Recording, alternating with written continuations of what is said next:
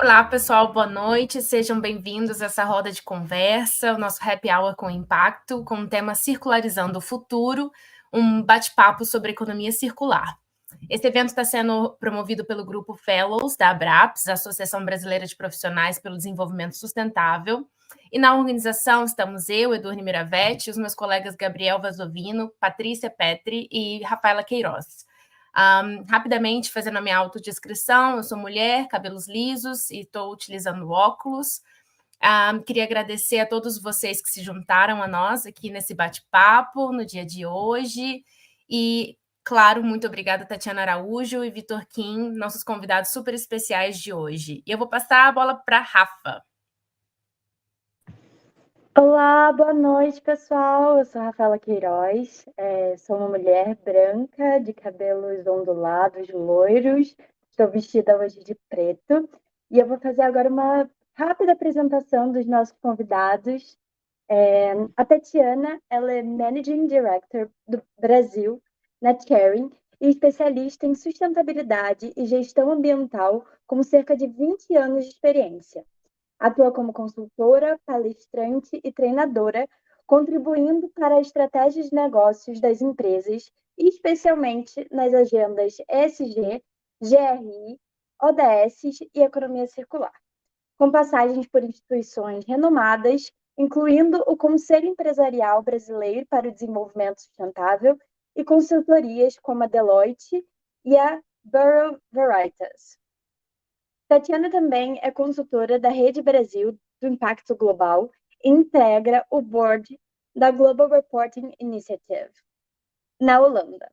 Tatiana possui bacharelado e mestrado em Ecologia pela Universidade Federal do Rio de Janeiro.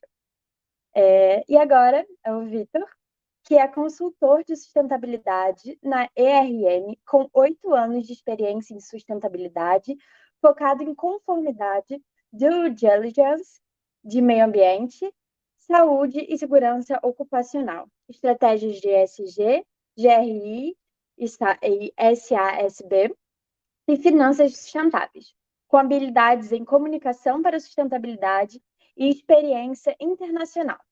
Vitor já atuou em diversos setores, incluindo varejo, farmacêutico, energia fotovoltaica e alimentos. Possui pós-graduação em Gestão Estratégica de Sustentabilidade pela FIA, bacharelado em Gestão Ambiental pela USP e técnico de segurança pelo Centro Paula Souza, ETEC.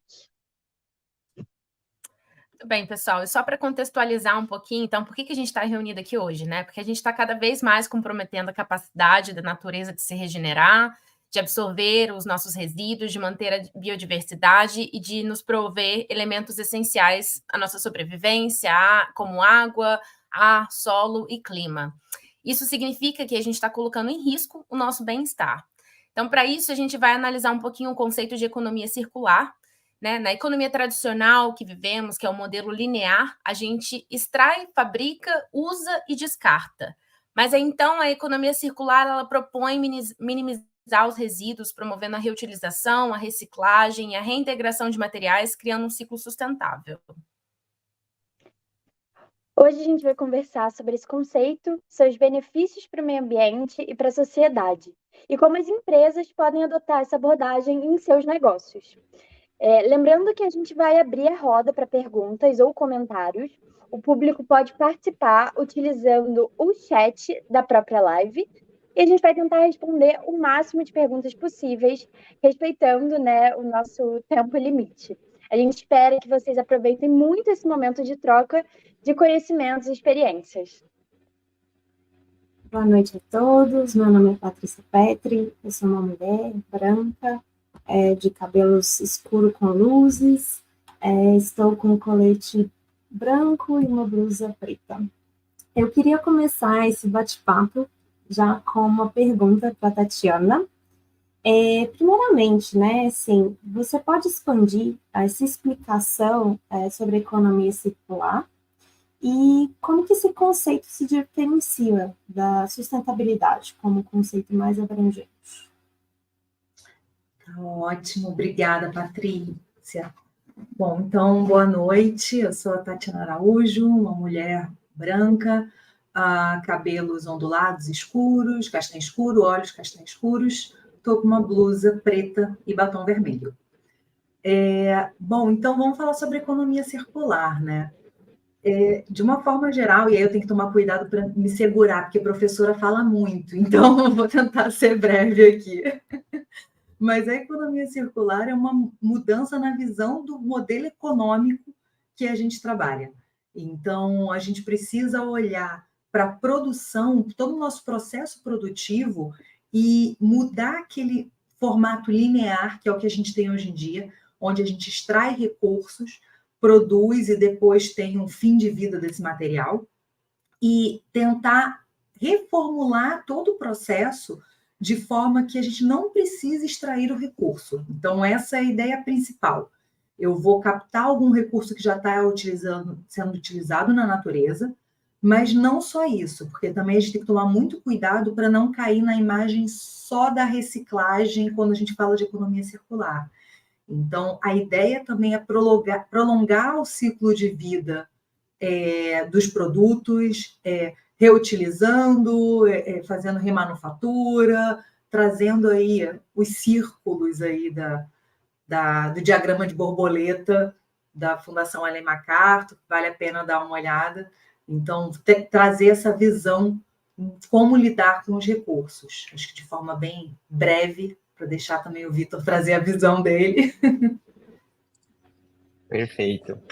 Bom, meu nome é Vitor, eu sou um homem amarelo, né? Estou de cabelo curto, de barba e com uma camisa azul. Acho que assim, a Tatiana, ela falou assim estupendamente bem, muito completinho. O que eu gostaria de colaborar com vocês assim é justamente que é um conceito que ele não é tão novo, mas ele busca, ele olha para várias áreas de conhecimento e ele tem várias referências, né? Então, do quê? Das leis da ecologia, no sentido de que a matéria ela está sempre se recirculando, de design regenerativo, ecologia industrial também, biomimética, conceito também como do berço ao berço, né? Pensando exatamente na questão do ciclo de vida dos produtos, né? Entre outros, né? Inclusive passando por economia de performance e economia azul. E o que eu acho interessante também complementar é que também não existe uma definição, um consenso na definição, né? Mas o que é mais aceito hoje, né, como a Tatiana bem falou, é da Fundação Ellen MacArthur, que é um modelo, né? Qual que é o conceito, né? Um modelo para uma economia que é restaurativa e regenerativa por definição. E aí tem aquele famoso diagrama de borboleta que traz, né, uma hierarquia, né, digamos assim, sobre o que você deve fazer para que a matéria, né, de fato, né, que compõe nossos celulares, nossas roupas, ela esteja ciclando de uma maneira mais sustentável, a fim de que de não gerar o que a gente conhece como resíduo, né, como lixo, porque na natureza não existe isso, a matéria sempre está ciclando, né? Surgiu até uma dúvida aqui no chat, vou trazer para vocês. Acho que faz sentido a gente já, na largada, diferenciar, né? Qual que é a diferença, de forma simples ali, da economia circular para a logística reversão? Qualquer um de vocês dois pode começar. Ótimo. Eu estava quase voltando na sua pergunta, porque você tinha perguntado também a diferença para sustentabilidade, né? A gente acabou não abordando isso. Mas é bom que eu já trouxe essa, a gente já consegue abarcar as duas. Tá, joia. Falando em sustentabilidade, quando a gente fala no conceito, né, pegando desde o relatório de Brundtland, a gente está buscando produzir e ter viver bem, digamos assim, mas sem comprometer as gerações futuras. Então, economia circular vem como uma das formas, uma das visões dentro do processo de sustentabilidade. Mas a gente tem várias outras questões que a gente precisa olhar em sustentabilidade, ou várias outras formas, como, por exemplo, reduzir consumo. Reduzir consumo é uma das formas de a gente trabalhar de uma forma mais sustentável. Só que isso não comporta o modelo econômico que a gente tem hoje. Então, a economia circular acaba ajudando nesse processo. E aí, quando a gente fala na diferença entre economia circular e logística reversa, a logística reversa é um mecanismo que foi instituído pela Política Nacional de Resíduos Sólidos, que traz a necessidade, a obrigatoriedade para alguns setores de retornar esse material para reciclagem. Então, ter o retorno, que pode ser ou direto pela empresa ou por meio de algumas outras empresas que fazem essa gestão logística no processo. A logística ela vai ajudar a retornar o material para a economia circular, mas a economia circular é olhar desde todo o processo de design, né? Desde o início do processo. E aí, Vitor, se você quiser complementar aí com essa sua visão também. Eu acho que você descreveu muito bem, né, novamente, justamente a economia circular talvez seja a estratégia, enquanto a logística reversa é talvez um dos elementos, né, para compor essa grande estratégia, né? A economia circular abarca logística reversa, mas logística reversa não abarca economia circular. Perfeito. Eu queria já mandar uma outra pergunta agora para você, Vitor. Quais as principais tendências e inovações que você observa aí no cenário da economia circular no Brasil e no mundo? Claro, Tatiana, depois você traz suas visões também.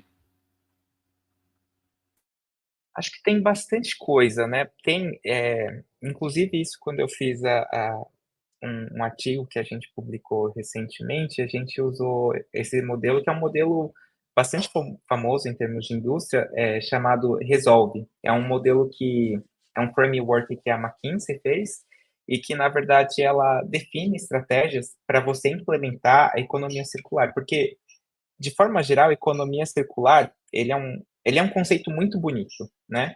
Só que, às vezes, você implementar isso de uma maneira pragmática, quando você fala em termos de estratégia corporativa, estratégia de empresa, ele fica um pouquinho solto, né? E aí esse modelo é bastante interessante porque ele fala isso, né? O próprio modelo da borboleta também, da Fundação Ellen MacArthur, também fala isso. E aí são definidas diversas estratégias, né? Uma que eu acho bastante interessante, que é case de estudo, né? Quando a gente fala de economia circular, foi, por exemplo, quando a Philips ela deixou de produzir lâmpadas, né, para um aeroporto na Holanda e ela passou a fornecer, na verdade, por meio de um contrato de serviços. E aí o que aconteceu? Qual que é o principal ponto? Você trabalha muito numa questão perdão, agora me fugiu o termo.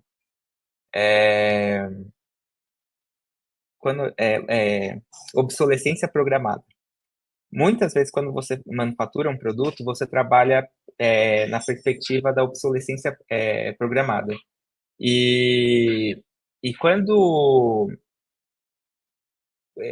como você tem uma necessidade de sempre estar vendendo produtos, o que é necessário você fazer? Você diminui a qualidade desses produtos, né, que são produzidos, né? Por exemplo, as lâmpadas, a gente geralmente vê o que acontecendo?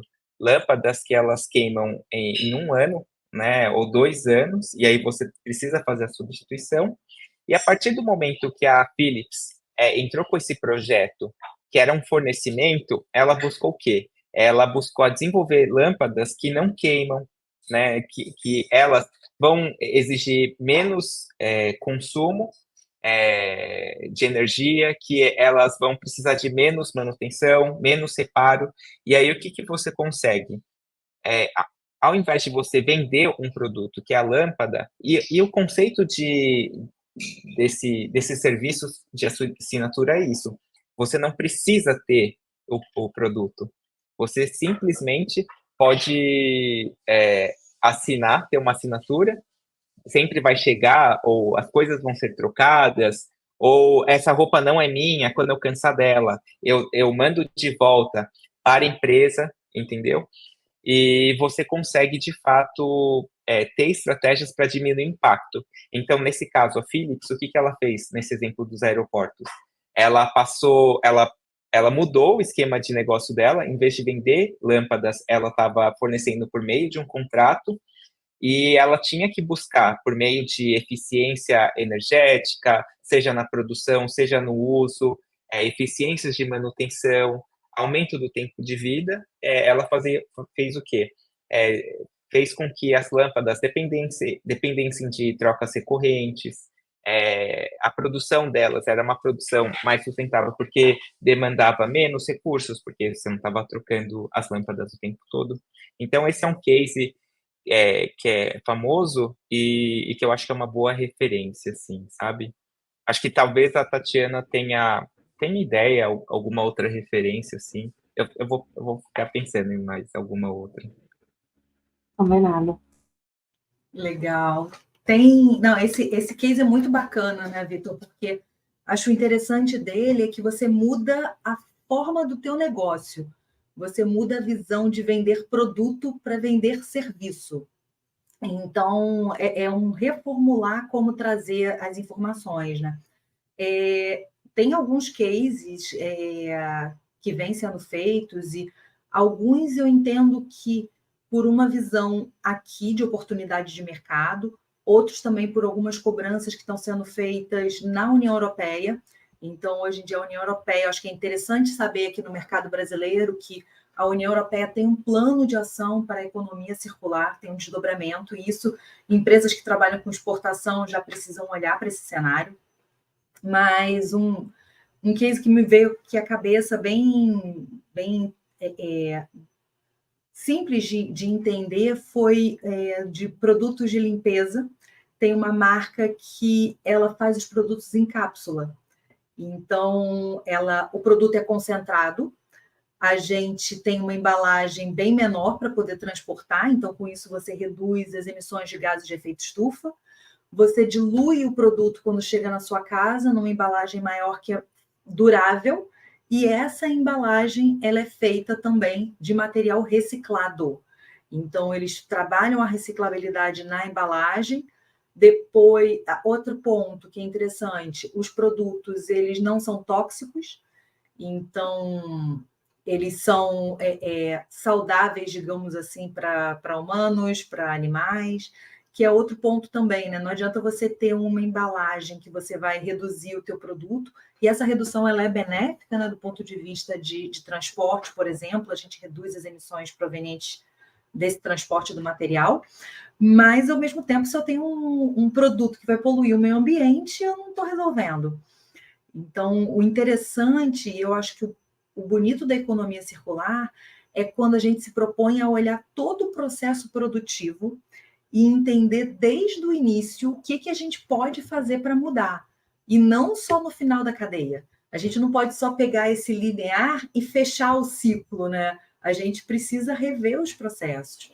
E nesse contexto, acho que um ponto que eu lembrei agora que eu queria trazer, que eu achei super importante, esse olhar de ciclo e interdisciplinariedade no processo, foi um caso onde eu escutei de uma empresa que estava vendo, era algum produto, tipo uma embalagem, por exemplo, que eles estavam vendo a parte de logística reversa.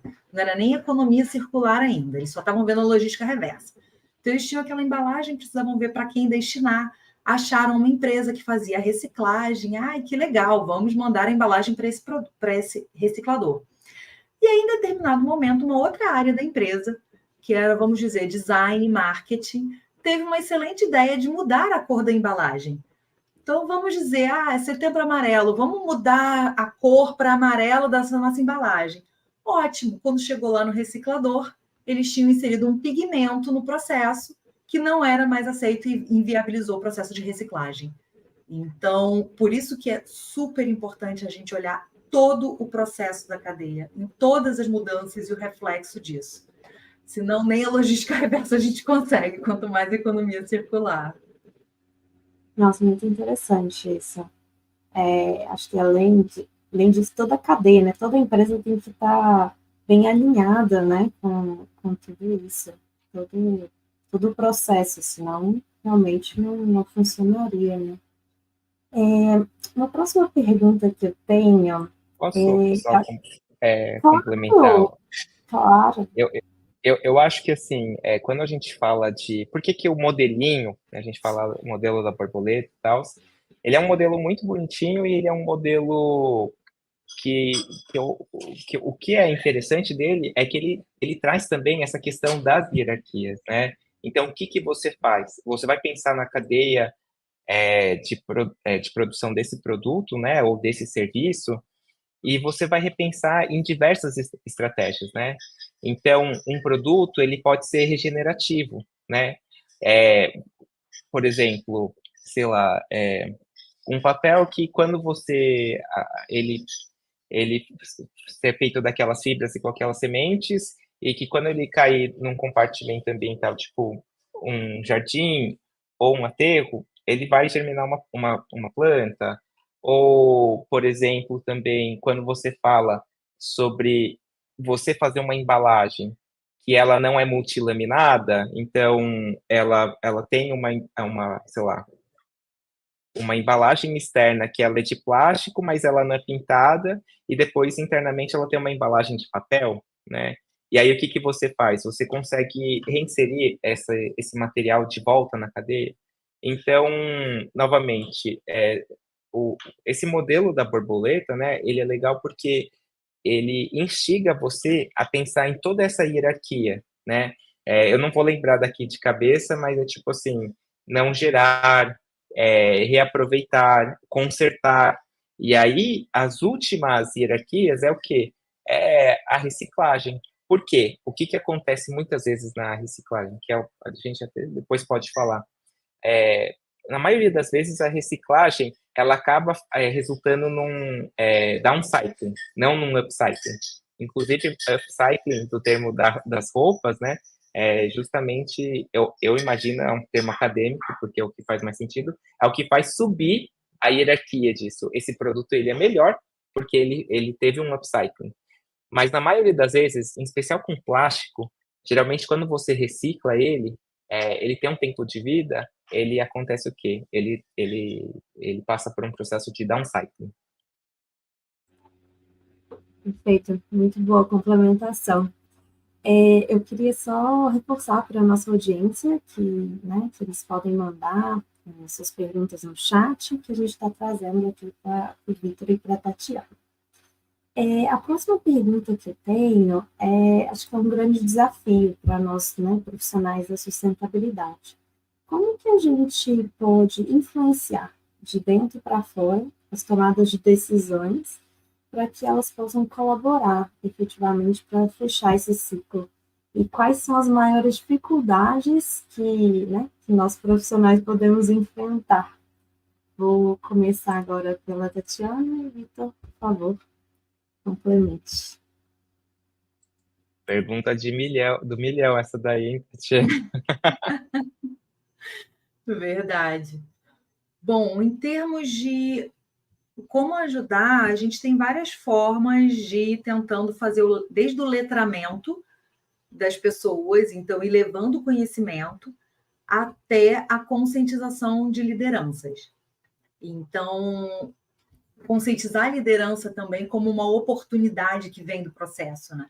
Quando a gente está falando de economia circular, a gente também está falando de redução de perdas no nosso processo, a gente está olhando para o formato de produção, às vezes trazendo mais economia no processo, então tem uma série de vantagens. E aí, nesse caminho, eu lembro que tem uma publicação que já é um pouco antiga, tinha no site do CEBEDS, eu acho que veio do World Business Council, que falava era voltado para o CEO, economia circular, era quase, não lembro qual era o termo, mas se procurar lá com economia circular, vocês vão achar. Mas que na linguagem para o CEO, tipo, como que eu vou convencer a minha liderança sobre o tema de economia circular? E no dia a dia é o letramento, é aprender e começar a conscientizar as pessoas e buscar essas oportunidades dentro do processo. E pensar fora da caixinha, né? Porque às vezes realmente você tem que pensar: será que eu preciso vender o produto ou eu quero. Como que eu vou ganhar o dinheiro em relação a isso? Precisa ser venda de produto ou eu posso transformar isso num serviço? Então, por exemplo, quando eu estou falando dessa marca de produto de limpeza, eles vendem depois o refil. Então, eles estão te fidelizando também nesse processo. E eles têm um processo de logística reversa, que você junta um conjunto de embalagens e retorna. Mas a gente tem outras coisas que também acabam entrando nessa discussão de economia circular. Como, por exemplo, a bicicleta. Eu preciso ter a bicicleta ou eu quero uso? E aí entra um pouco na economia compartilhada, que é um outro segmento que fala sobre isso, mas que também está promovendo o reuso. Eu preciso ter o carro ou eu quero o transporte? Ou como o case que o Vitor trouxe, né? Eu preciso da lâmpada ou eu preciso da iluminação? Peraí, se eu quero a iluminação ao invés da lâmpada, primeiro eu fidelizo aquele negócio e, para mim, como produtor, é mais interessante eu fazer uma lâmpada que dure muito mais tempo do que lâmpadas que acabem para a pessoa comprar mais, porque o meu serviço está garantido. Isso até lembro, teve uma época, eu não sei se ainda acontece, mas teve uma época que eu lembro que a Michelin tinha como se fosse aluguel de pneu para caminhões, para frotas de caminhão. Então, você usa o pneu, beleza. Passou de um tempo, você já retorna, ele já vai ser manufaturado, vai voltar para o processo. Então, sair da caixinha é uma das formas. E acho que eu vou deixar os desafios para o Vitor. Vitor, desafios são muitos também, né? Não, são muitos desafios, e acho que, só voltando um pouquinho, complementando, eu acho que um bom exemplo é a gente pensar sempre na virtualização, por exemplo, né? Novamente, o objetivo, quando a gente escuta alguma música, o objetivo é escutar música, né? E como que a gente mudou em tão pouco tempo em ter uma mídia, e olha como que as coisas evoluíram, né? A gente tinha um LP, depois foi uma fita cassete, depois foi um CD, depois foi um MP3, e hoje em dia a gente tem um celular que reúne. E algo que mudou muito rápido na mentalidade das pessoas era justamente sobre ter a posse de alguma coisa. Então, assim, antigamente a gente falava que era um absurdo. Nossa, por que que eu vou ter. Eu não vou ter o CD, mas eu vou pagar por uma música que está no iTunes, lá da Apple, por que que eu vou pagar? Na época foi um pouco revolucionário, né? Porque o que que foi viabilizado pelo iTunes? Aqui não era tão popular, mas eu comprava uma música, porque às vezes você comprava o CD, né, inteiro. E aí foi quando a gente começou a ter essa questão da virtualização. E a virtualização, né, ou você pensar as coisas como um serviço, ele propicia o quê? Você não precisa do meio, né, do medium, para fazer as coisas. Mesma coisa para videogame, inclusive, sei lá, Blu-ray, né? Aqueles DVDs onde a gente assistia filme. A gente não precisa, porque a gente assiste no streaming, né? E o que que levou, né? Existem vários desafios, mas acho que uma provocação que a gente pode trazer aqui é que talvez a economia circular devesse ser vista como mais uma estratégia de negócios do que uma estratégia de sustentabilidade, né? Quando a gente fala sobre gestão lean, né, gestão enxuta, é muito pensado também, ou qualquer coisa, né, toyotismo, todos esses sistemas de gestão, eles buscam fazer o quê? Cortar os desperdícios. E não necessariamente você precisa ter um mindset de sustentabilidade e meio ambiente para você conseguir implementar essas práticas, né? Obviamente, o modelo da economia circular, as hierarquias e as estratégias, eu acho que potencializam isso e te trazem um olhar que tem um outro valor agregado, entendeu? E podem trabalhar em prol de, de benefícios que vão afetar um maior número de pessoas, né? Mas é algo que está ali, né?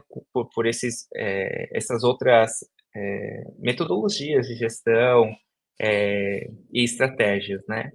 E agora, voltando um pouquinho, e eu já finalizo, em termos de desafio, eu acho que existe uma resistência das pessoas e também acho que o problema está principalmente em deixar de manter o business as usual, né?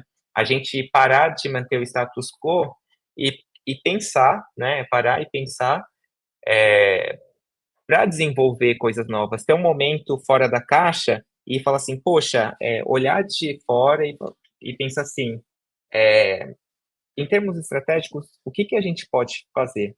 Só que esse momento de reflexão, como o tempo é dinheiro, dificilmente as empresas estão pensando, né? Então, com raras exceções, a não ser que tenha um esforço muito grande, a alta liderança esteja investindo nisso, é muito difícil mesmo conscientizar. Então, eu acho que a própria correria do dia, o tempo, e também esse obstáculo da sustentabilidade, né?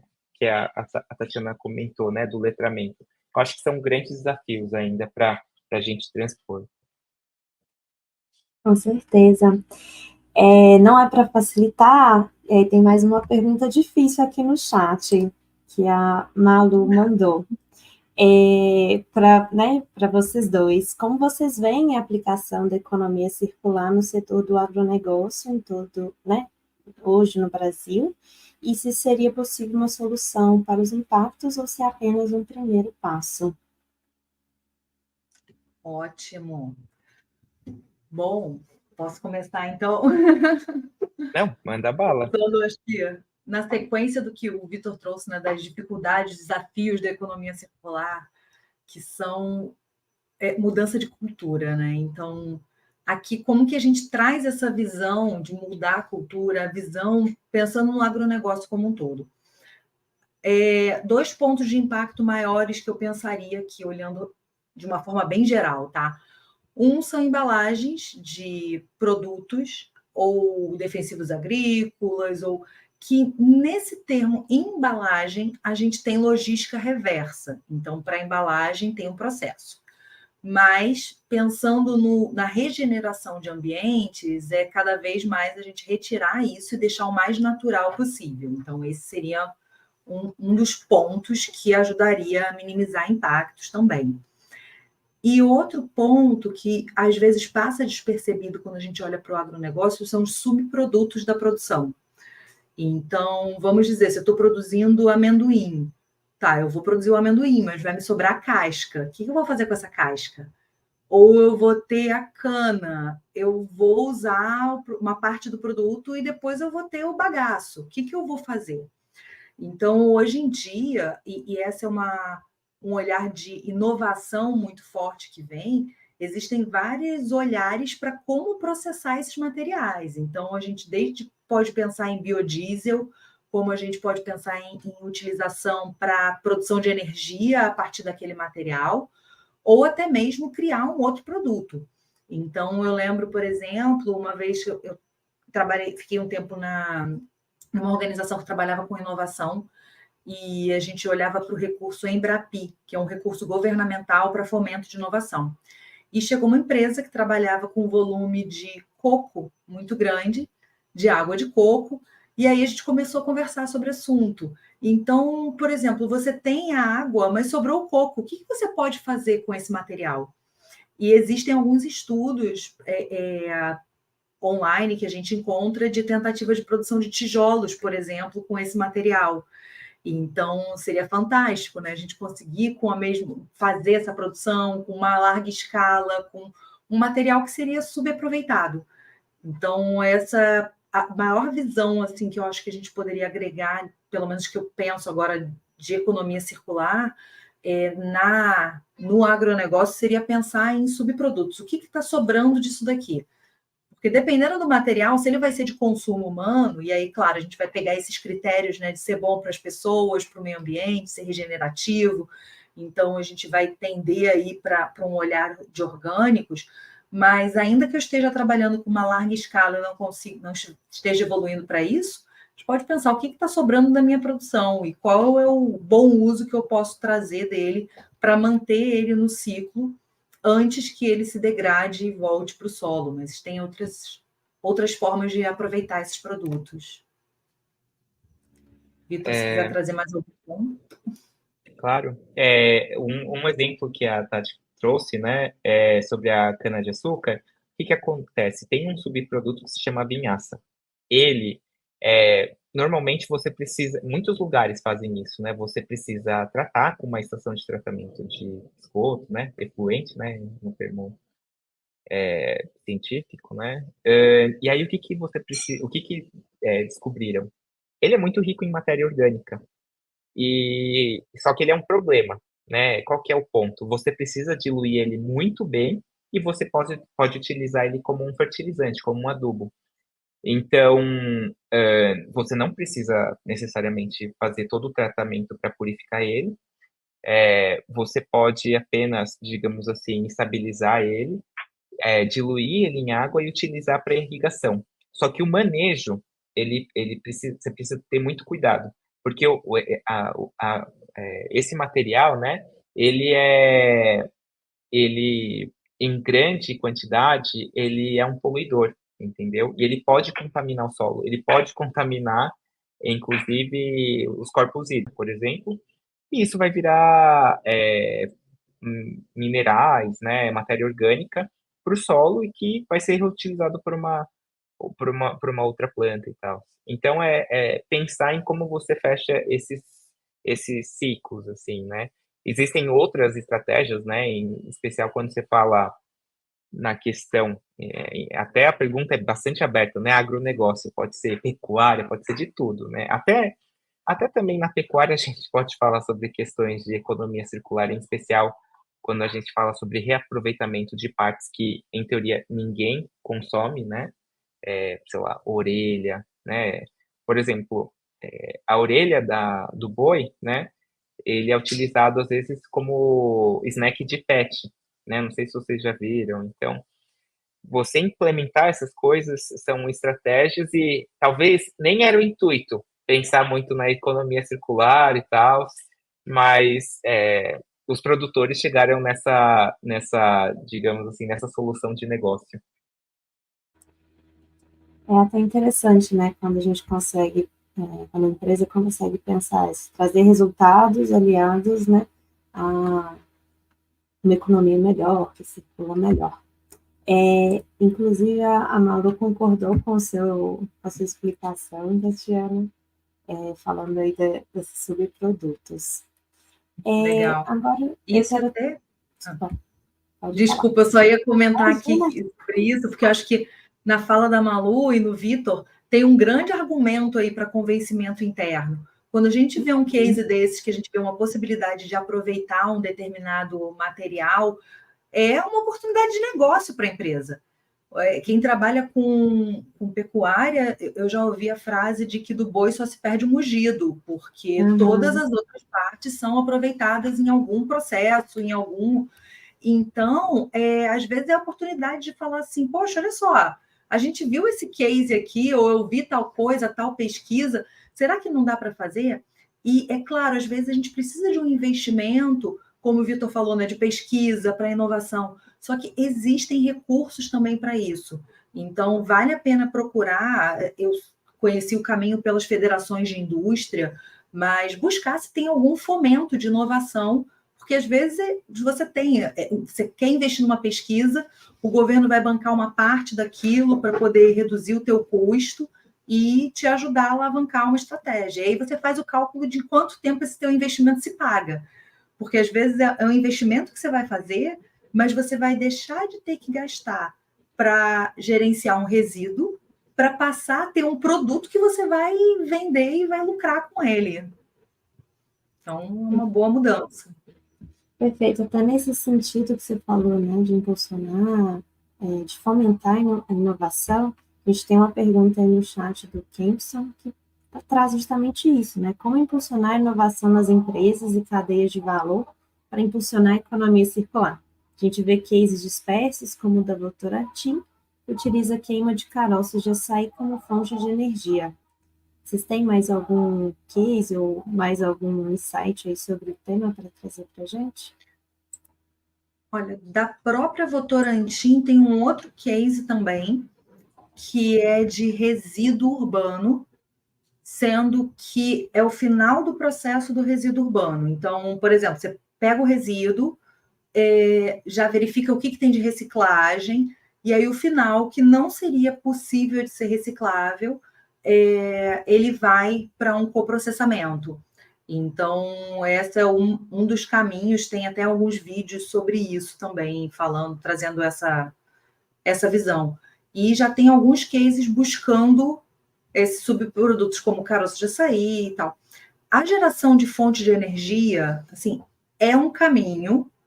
Eu não diria que é o melhor caminho ou o primeiro que eu procuraria, porque às vezes tem outras formas de aproveitamento, porque muitas vezes vai ser pela queima, então a queima vai gerar CO2. Então, é uma opção melhor do que às vezes gerar o metano, mas sempre é interessante ver se tem outras formas também de utilizar esse material que não necessariamente a queima. Eu acho que, assim, complementando a fala da Tatiana, a gente tem que pensar muito sobre como a gente faz o upcycling, né? Não o downcycling. Quando você utiliza, né, por exemplo, o coprocessamento, que é o reaproveitamento energético, você vai pegar um resíduo e você vai queimar ele num forno. Só que, assim, nesse resíduo pode ter o quê? Borracha, algumas embalagens plásticas, algumas embalagens de papel que são multilaminadas e você não consegue reaproveitar. Só que o que tem nesses recursos? Por exemplo, pensa numa caixa Tetra Pak. Ela vai ter alumínio, vai ter plástico, ela vai ter papel. Tudo isso, para você produzir esses três, você teve muita emissão. E aí você dá a melhor solução para ele. Bom, vou queimar ele para produzir cimento. Está queimando um material que ele foi extraído da natureza, que ele foi refinado, e que se tivessem sido pensadas outras estratégias que antecedessem essa queima, você poderia ter materiais para um outro processo. Não sei se vocês já chegaram a ver alguns alimentos que eles são como se fossem multilaminados, só que você encontra assim a embalagem deles. Vem um plástico por fora, vem às vezes um papel e vem um filme de alumínio. Só que você consegue facilmente separar ele. E isso garante o quê? Você garante que ele vai ser reciclado, entendeu? E você dá um destino melhor, que ainda assim não é dos melhores, porque você está reciclando e pensando em hierarquias, né? De acordo com o modelo de borboleta lá da economia circular, você poderia dar soluções melhores, né? Mas é justamente pensar nisso, né? A queima é uma solução, mas não é a melhor solução, né? E a gente sempre tem que ter esse pensamento. E acho que só respondendo o início da pergunta do Kempson, eu acho que você precisa trabalhar nesse letramento. As pessoas precisam ter acesso a esse conhecimento, porque senão elas nunca vão pensar no processo produtivo. Ou quem desenvolve um produto não vai pensar nessas estratégias. Ou quem pode, assim, ou quem trabalha na rotina, sei lá, é uma pessoa que está na produção, que ela pode ver oportunidades de melhoria, ela nunca vai implementar porque ela não sabe que ela poderia fazer isso, ou que ela poderia melhorar processos, ou que ela poderia intervir e falar alguma coisa, por que não fazemos desse jeito? E pensar fora da caixinha. É isso. Perfeito. Eu queria voltar um pouco agora a pergunta para a parte de carreira. Assim como nós, fellows, né, tem várias pessoas transicionando, ou querendo especializar na área, ou migrando, enfim. Inclusive, chegou uma pergunta no chat do Guilherme tratando isso, né? Que ele, como recém-contratado como estagiário no setor sustentabilidade, ele queria dicas ali de materiais, estudos, e eu ainda complemento ele, né? Pensando aí como nós fellows, o que a gente precisa saber para entrar nesse ramo da economia circular? Que dicas vocês têm para todos nós? Olha, para a economia circular, eu já trago uma dica com um desafio, que é, não sei se o Vitor vai concordar comigo, mas a maior parte das publicações em economia circular são em inglês. Então, se vocês olharem começar o estudo, tem na Fundação Ellen MacArthur, vocês têm vários estudos e que vocês vão pegando pelos links deles, pelas referências, vocês podem ir se desdobrando em outras informações, em outros sites. Tem várias outras empresas de consultoria também que trazem materiais muito interessantes. Mas para não se perder, eu começaria pela Fundação Ellen MacArthur, mas com essa dificuldade do inglês. Se vocês forem no português, tem pouca informação. Em inglês tem bastante coisa. E de sustentabilidade de uma forma geral, Guilherme, você vai ver que no final a gente acha que é um setor sustentabilidade, mas você vai descobrir que tem um mundo dentro de sustentabilidade. Então, conforme você for escutando os assuntos, você pode ir se aprofundando nos temas que te interessarem mais. Então, por exemplo, se você quer olhar para Objetivos de Desenvolvimento Sustentável, entra no site do Pacto Global da ONU no Brasil, que você vai ter uma série de publicações. Ou de informações gerais, entra no Conselho Empresarial Brasileiro para o Desenvolvimento Sustentável, também você vai ter uma série de publicações. E aí você vai começar a identificar qual tema dentro de sustentabilidade te interessa mais. Se é economia circular, se é mudanças climáticas, se é o tema de água, se é a sustentabilidade em um determinado setor, ou até olhar o ODS de forma transversal, que é a visão que eu costumo trazer, que é associar com indicadores, metas, então é integrar a gestão de negócio com o ODS, com o ESG. Então, assim, é um mundo de informações. Eu começaria, talvez, por esses 3 sites, olhando as publicações. Pacto Global, CEBEDES e Fundação Ellen MacArthur. Só complementando o que a Tatiana falou, eu acho que é tudo isso que ela comentou.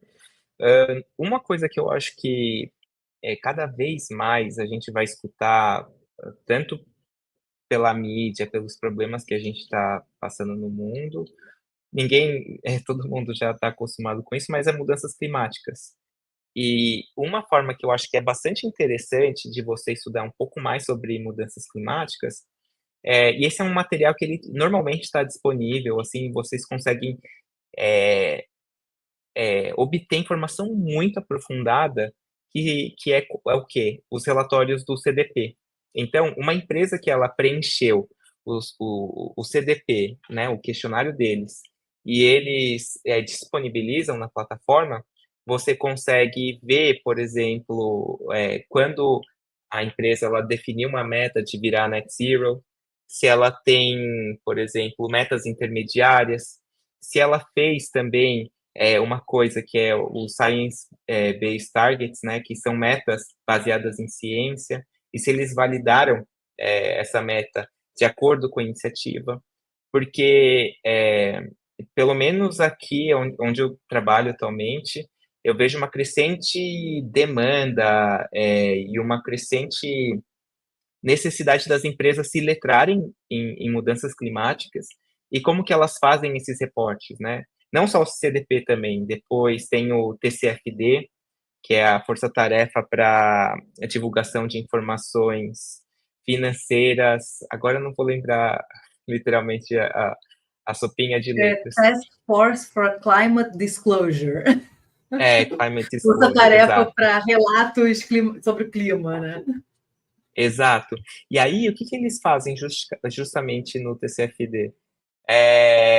Eles fazem levantamento de riscos, né? Riscos físicos e riscos agora eu esqueci, transacionais, ou riscos de transição, que é justamente o quê? Pensando nesse contexto de mudanças climáticas, né. Então eu acho que, obviamente, como que a Tatiana falou, são inúmeras coisas para você se aprofundar, você precisa ter uma visão do segmento, porque, por exemplo, por uma empresa que ela já está super madura na jornada de sustentabilidade dela, talvez, digamos, por exemplo, ODS é, é papinha de neném, né?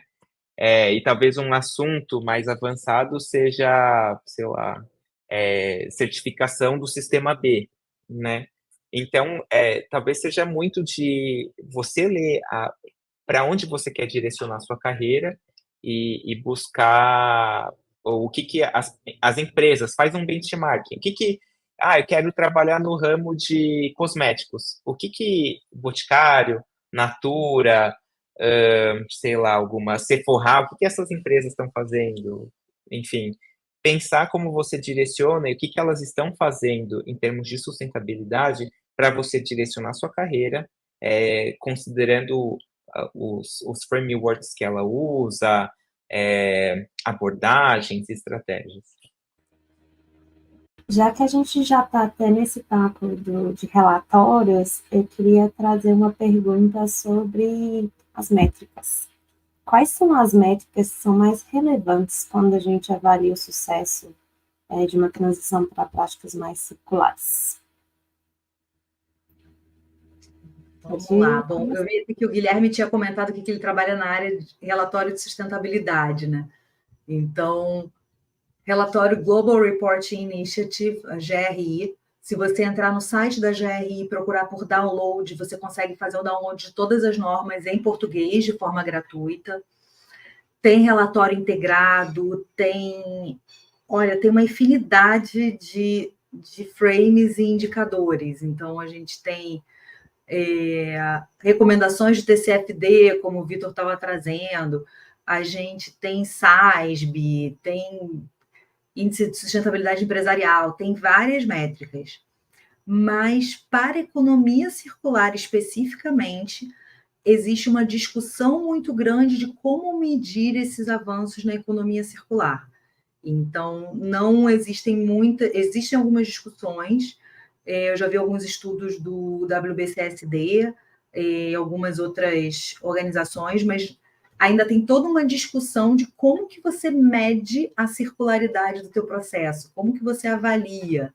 Às vezes, uma forma de utilizar é a análise de ciclo de vida. Você vai utilizar as metodologias da análise de ciclo de vida, a CV, para poder avaliar 2 caminhos e verificar qual dos 2 caminhos tem o menor impacto ambiental. Mas não é necessariamente também uma métrica da circularidade. Tá? Então, hoje em dia, eu acho que a gente tem ainda não tem uma integração tão clara desses temas.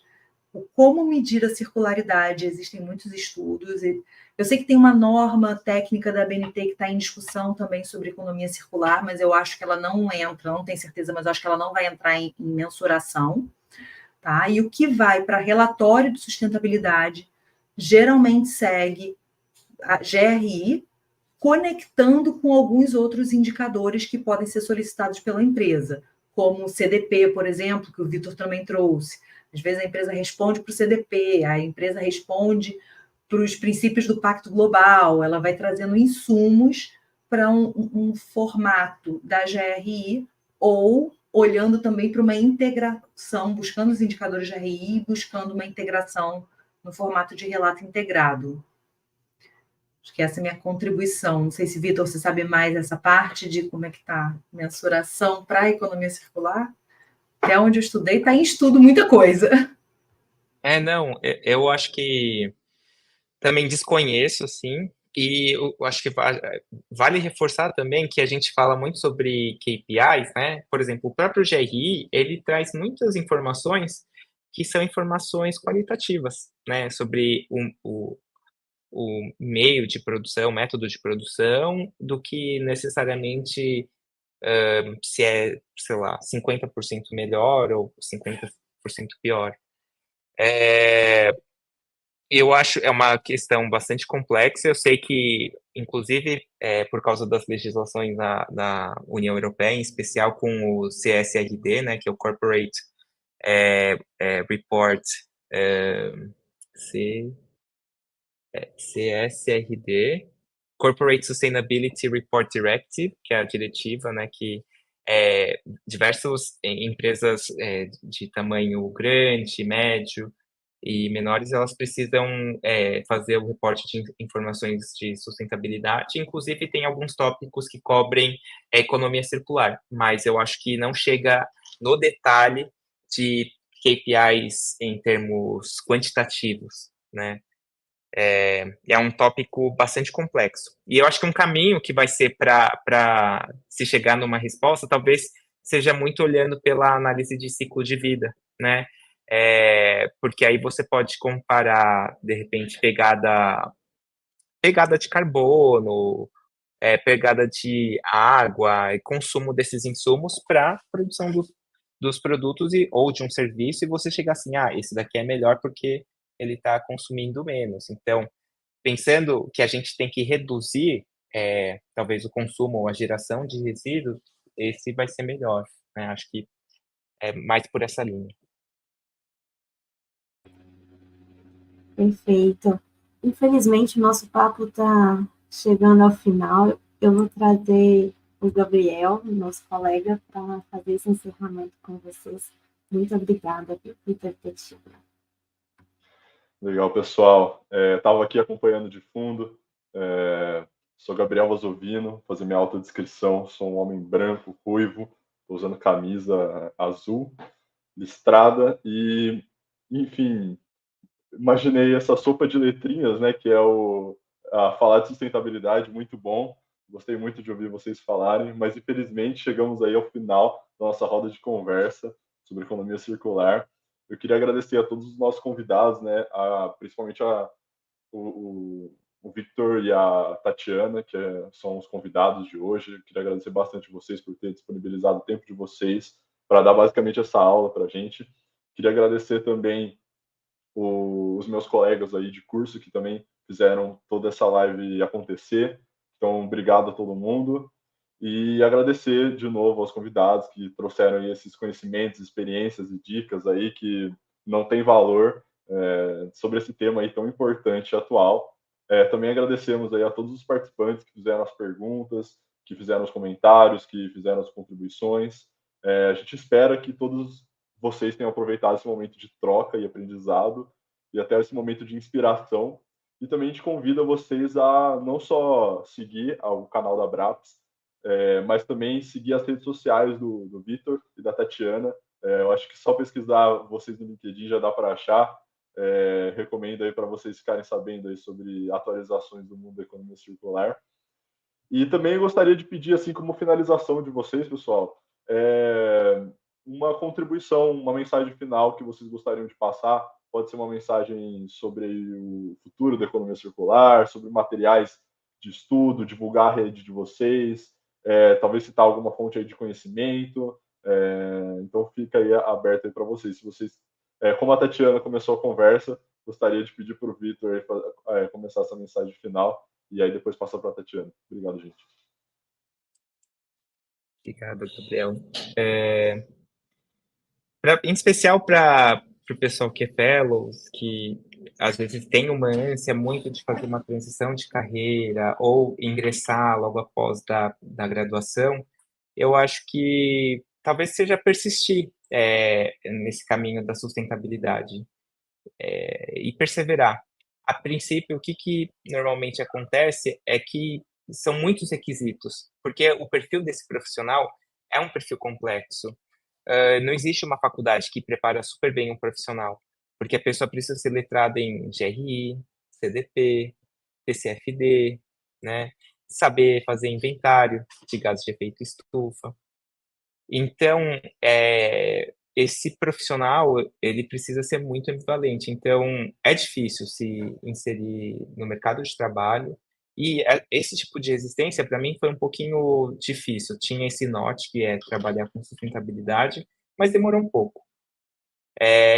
O que eu gostaria de deixar para vocês é um alento, às vezes demora um pouco mesmo, mas perseverem, porque hoje eu gosto muito do que eu faço, eu trabalho com um propósito, fica mais fácil acordar de manhã e saber que, de certa maneira, eu estou ajudando o mundo, as pessoas, corporações, a terem uma pegada mais sustentável, assim. Então, perseverem que vocês vão chegar lá. É só uma questão de tempo.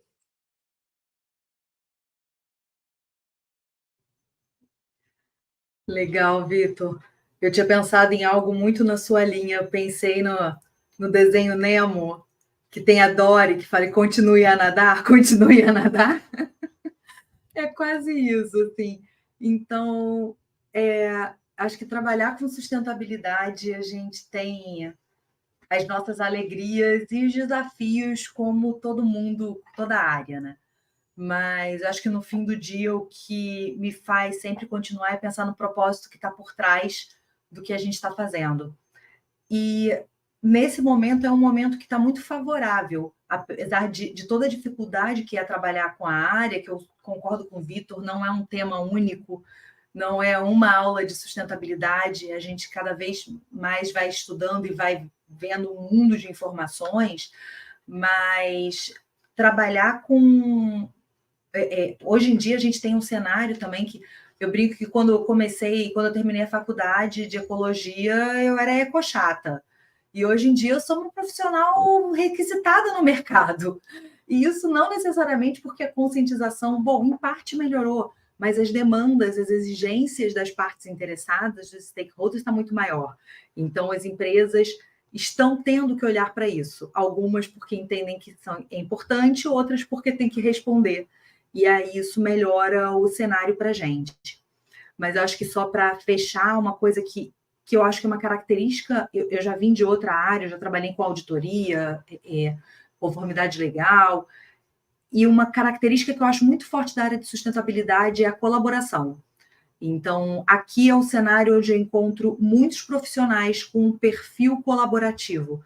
A gente está muito mais aberto, acho, do que qualquer outra área, em compartilhar, em trocar informações, em indicar. Exatamente pelo tamanho da área, eu sei que eu não vou fazer tudo. Se tiver que se aprofundar, se é uma aula de economia circular, está tudo certo. Se tiver que aprofundar numa consultoria, eu vou bater lá na porta do Vitor e vou perguntar, Vitor, você faz isso aqui?